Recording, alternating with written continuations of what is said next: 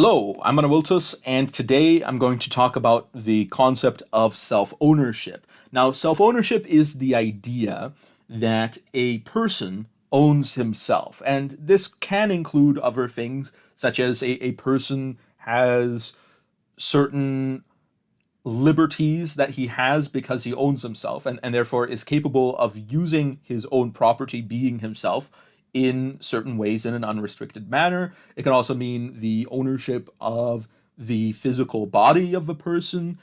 But a common position of self ownership would be the position of exclusive self ownership, or you could say of personal autonomy. Now, interestingly enough, this position is used by a number of different people, particularly libertarians, to argue certain moral arguments and certain arguments on property theory and then certain arguments on political theory as well.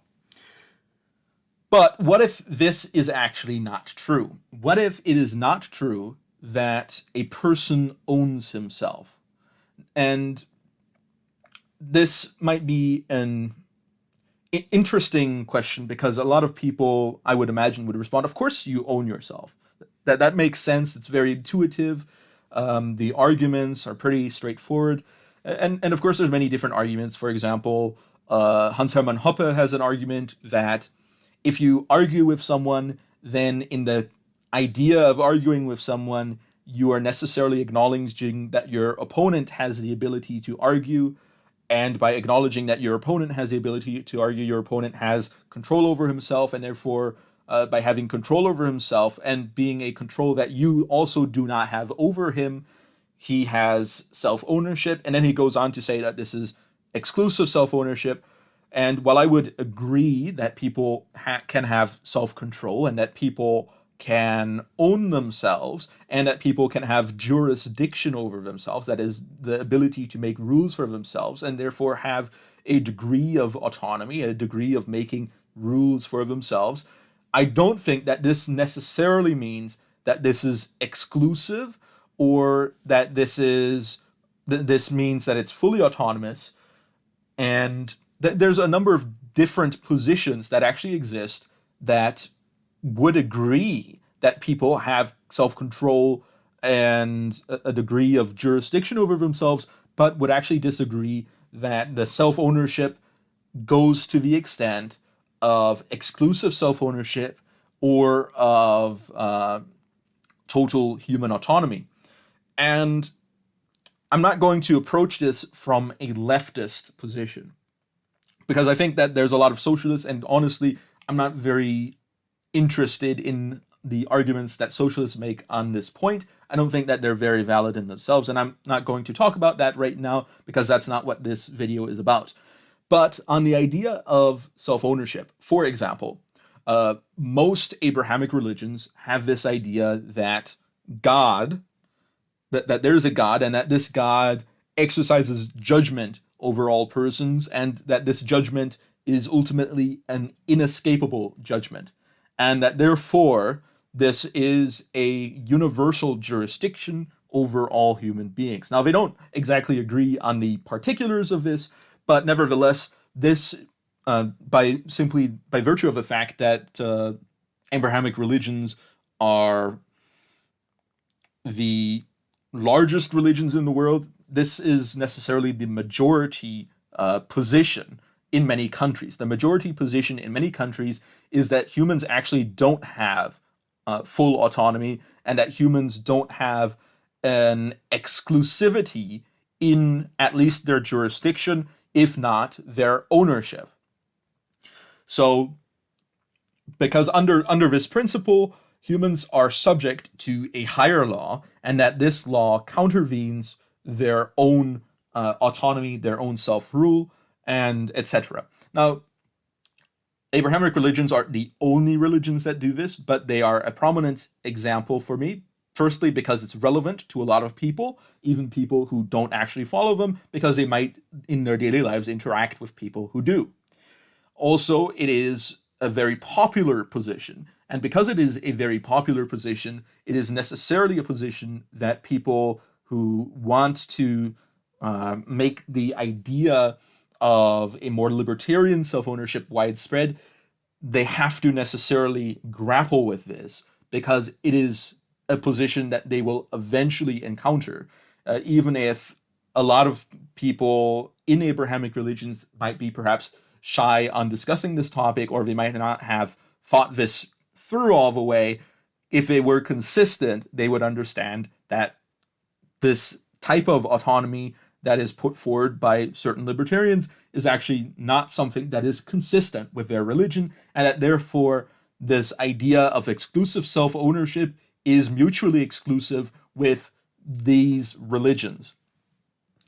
Now, going further than this, there are, for example, Christians who then say that God takes people in the world and he gives them authority to rule parts of the world on his behalf. And these are what we call rulers. And that the mechanism of this we would call a government. And that therefore, because God allows people to rule other people, governments are legitimate. And that therefore the appropriations that government make for their functions are also legitimate. Now, this falls in the face of another position that some libertarians hold, that taxation is theft, because it necessarily implies that the appropriations that governments make are legitimate. Now, let me be very clear. If you were to ask theologians, are all appropriations made by governments legitimate in all circumstances? They would probably say that they're not, that there is a degree of responsibility that rulers have, and that they shouldn't take everything they can. For example, this was a position held by a lot of early leaders in the United States that were opposed to slavery. That so their path to abolition was not a path that included the unilateral emancipation of slaves. And the reason why it did not include that was because they believed that this would essentially be depriving people of their property without a proper reason. Now, that being said, this actually brings us from a more philosophical, theological, metaphysical position into a position that people can relate with in their actual everyday lives. Not to say that people that there aren't people who are very theologically and metaphysically minded in their daily lives. There certainly are, but I'm referring to a more broader group here of people that might not be actually that interested in asking big theological questions in relation to ethics, because slavery and governments are things that exist. There are people in the world that own slaves. Perhaps the exact legality of this has changed over the years. It used to be something that was legal and something that was not fully condemned by all theologians at various points in history, but also the existence of governments. Because if you take the idea that, based on ideas of deities and governments and slave owners, that there can be people who actually have a subsidiary self-ownership. That is to say that just like subsidiaries are owned by parent corporations, there can be people that are subsidiaries that are owned by a higher power, whether that be a slave owner, a government, or God. And there are some theologians that would say that all humans are owned by God, and that therefore this has certain implications. And what are the implications of being someone that is owned? And I think this is an interesting question, because a being that is owned, you could talk about various inanimate objects, but I think a good analogy here is livestock. Now, let me be very clear. the idea of subsidiary ownership or subsidiary jurisdiction that people might have over themselves is not, in my view, the exact same as being livestock. Let me be very clear on that. But I do think that there are some transferable elements, some analogous elements here. Because on the implication of property theory here, it is generally understood that when farmers own livestock, they can do certain things with the livestock. They can move the livestock someplace. They don't have to consult the livestock necessarily. And there are certain situations wherein a farmer may actually aggress against his livestock. For example, the taking of the livestock to the slaughterhouse. I think that certainly is an aggression and a use of force. And also when the livestock runs away, the farmer may use force to bring the livestock back into a more manageable situation, a place where the livestock are actually supposed to be. So in that sense, there are situations wherein aggression would generally be understood to be warranted by most people, at least people who aren't hardcore animal rights advocates. And I would say that a similar thing would be understood to be analogous in the case of government, and in the case of deities, and in the case of slave owners. Now, let me be very clear. This is not a justification for all forms of slavery. I'm not saying that that people owning each other and doing all sorts of things is good. That's not the discussion here. I'm talking about the state of things in the world. I'm not trying to make a particular argument that one thing is particularly better than another. I'm making an argument on the state of things. I'm trying to be descriptive about how the world works. And what we see is that there are situations where the government aggresses against the people. For example, the government demands taxes, and some societies demand taxes in the form of money, but many societies historically have demanded taxes in the form of labor, whether that be temporary labor that everyone has to do, or people from the community being selected to do more long-term labor for the government, as is the case also more understandably in the modern world in the instance of the military draft, military conscription, where persons can be taken from their homes without any particular questions of consent in order to participate in labor,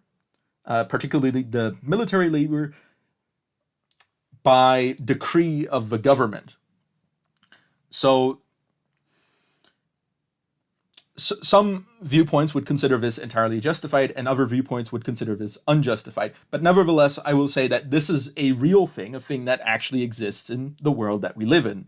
So the argument made by the person arguing for self-ownership should not only be a philosophical argument on why self-ownership is something that is internally consistent, but should also be an argument as to why those other things are wrong on a moral sense, because they certainly, I would say, are not wrong in the sense that they are untrue. And what I mean by that is, I think it's pretty easy to say that the idea of subsidiary jurisdiction and subsidiary ownership of human beings is well applied in the world that we live in the real world. So the illegitimacy of these positions, I would say, can be made as an argument from two different types of positions. One is the position that these are actually legal fictions, that people can't actually own each other. I think that this is a idealistic and silly argument because it essentially denies the actual state of affairs that we see in the world. Although I understand that there are some people that are prone to this type of argument. And the other type of argument that I would expect to see is the argument that this is immoral. But the argument that this is immoral is an entirely different argument from the argument stating that self-ownership is something that is necessarily real. Because by looking at the state of a world, I can say that the idea that exclusive self-ownership is the only type of self-ownership is actually falsified by the fact that there are people that don't exclusively own themselves.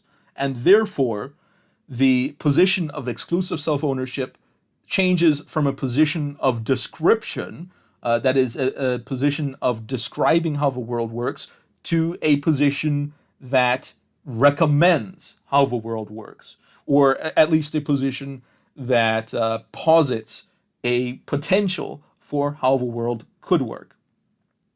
So that being said, that is my argument as to why exclusive self-ownership isn't something that is seen in the world and something that I would object to from a religious perspective, and also an argument calling for individuals who are in favor of self-ownership to make a strong moral argument for self-ownership that addresses these questions. Now, that being said, I probably would object to many of these moral arguments for self-ownership because I, of course, have already made strong critiques of the idea of natural rights and natural law. So in that sense, to me, that wouldn't really be a valid position, based at least on the critiques that I have made on those ideas in the past. But anyway, tell me what you think. Do you think that exclusive self-ownership is actually the real state of affairs in the world and that other alternatives are legal fictions? Do you think that it might not be the state of affairs in the world, but that it should be the state of affairs in the world? Or do you agree with me that self-ownership or self-jurisdiction are actually subsidiary properties, and if they are subsidiary properties, perhaps that they should be subsidiary properties? Tell me what you think in the comments section below, and if you have any particular recommendation for a particular point or a particular argument on these ideas that you would like me to address, feel free to comment those as well. So thank you all for watching, and I will be seeing you all next time on Awiltus Over and Out.